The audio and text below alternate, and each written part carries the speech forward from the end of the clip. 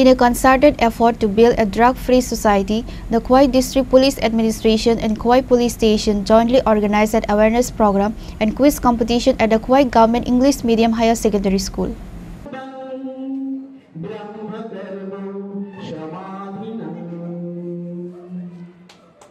The event held on Wednesday was inaugurated by Khwai District Superintendent of Police Rana Ditya Das, who led a ceremonial lab. The initiative aims to educate and empower students to reject drug abuse. The program was also attended by Sub-Divisional Police Officer D. Kuriya Rasu and Khwai District Health Department Officer Rampada Jamatia, along with other dignitaries.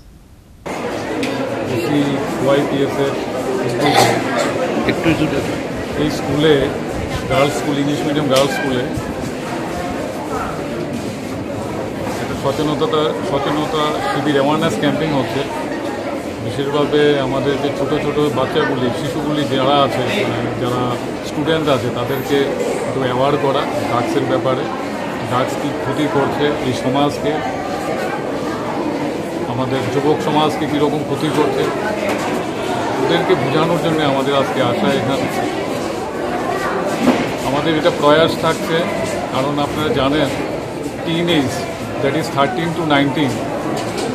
Class 7 থেকে যদি ধরি বা class 6 থেকে যদি ধরি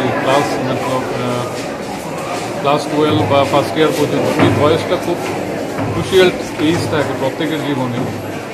কারণ curiosity থাকে কৌতূহল থাকে নতুন কিছু জানা নতুন কিছু মানে অজানাকে চেনা আর অজানাকে জানা আর অজানাকে চেনা তখন অনেক সময় কি হয় ভুল কারণ বাচ্চা যারা ইনোসেন্ট থাকে ওই সময় ইনোসেন্টই থাকে তখন অনেক সময় তারা ভুল পদক্ষেপ নেয় তার পদক্ষেপের মধ্যে একটা থাকে কিউরিসিটি হিসাবে নেয় কৌতূহল হিসাবে ড্রাগস খেয়ে কী লাভ হয়